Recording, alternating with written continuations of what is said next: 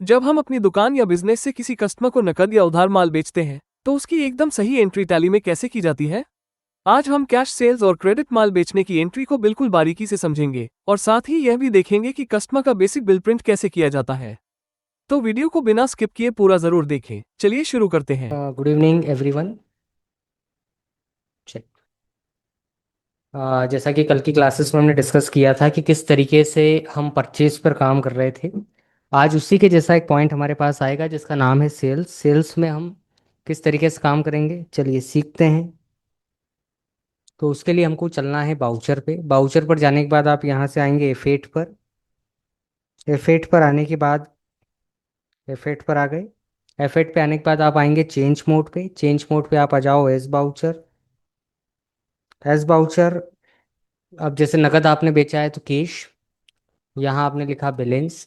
और बैलेंस लिखने के बाद आप यहाँ लिखते हैं, जैसे यहाँ कल हमने लिखा था परचेज, ठीक उसी तरीके से हम यहाँ लिखेंगे सेल्स। तो क्रिएट, यहाँ लिखेंगे हम सेल्स। सेल्स का अंडर हेड सेल्स अकाउंट, और इसको हम एक्सेप्ट करेंगे कंट्रोल A बटन से। तो ये एक पॉइंट है हमारे पास जिसमें हम डिस्कस करते हैं कि किस तरीके से हमने क्या किया है, नगद माल बेचा है। तो ये हमने नगद माल बेच दिया। अब इसके आगे हम चलते हैं। तो इसके आगे जब आप चलेंगे तो अगला आता है कि नगद नहीं बेचा, या एक बार और इसको रिपीट करते हैं। तो देखिए F8 पर हम जाते हैं। F8 पे आने के बाद हम यहाँ से आ गए चेंज मोड पे। चेंज मोड पे आने के बाद आपको लेना है एज बाउचर कैश। कैश लिखने के बाद आप यहाँ लिखेंगे बैलेंस, और यहाँ पर आएगा आपका सेल्स। सेल्स का अंडर हेड हम लिखते हैं सेल्स अकाउंट। इसको हम करेंगे एक्सेप्ट। इसको एक्सेप्ट कर लिया। एक्सेप्ट करने के बाद अगला जो केस आता है हमारे पास, वो आता है कि अब हमने नगद नहीं बेचा, अब हमने कैसा बेचा है, उधार बेचा है। तो उधारी के लिए आपको जाना है क्रिएट पर। क्रिएट पर आने के बाद आप यहाँ नाम लिखेंगे, जैसे यहाँ आपने नाम लिखा लोकेश।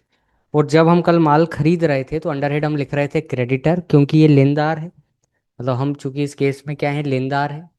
यदि खरीदते हैं तो, लेकिन अभी हम बेच रहे हैं इस कारण से हम यहाँ लिखेंगे डेटर, देनदार। एक्सेप्ट करूँ, तो एक्सेप्ट किया हमने इसको। एक्सेप्ट करने के बाद आप यहाँ लिखेंगे बैलेंस, और बैलेंस लिखने के बाद हम यहाँ लिखते हैं सेल्स, और इसको हम एक्सेप्ट करेंगे कंट्रोल A से। ये हमने एक्सेप्ट किया।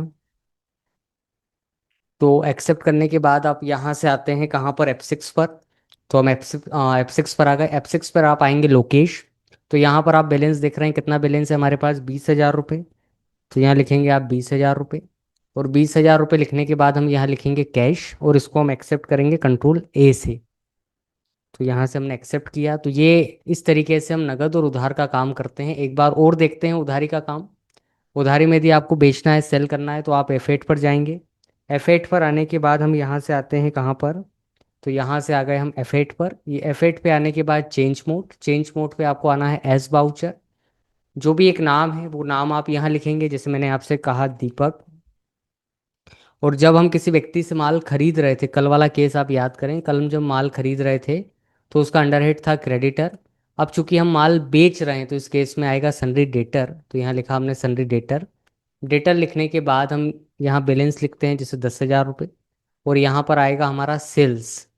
तो अब ये एक एंट्री शो कर रही है कि भाई आपने किसी दीपक नाम के व्यक्ति को माल बेचा है। कितने का बेचा है, 10,000 रुपये का।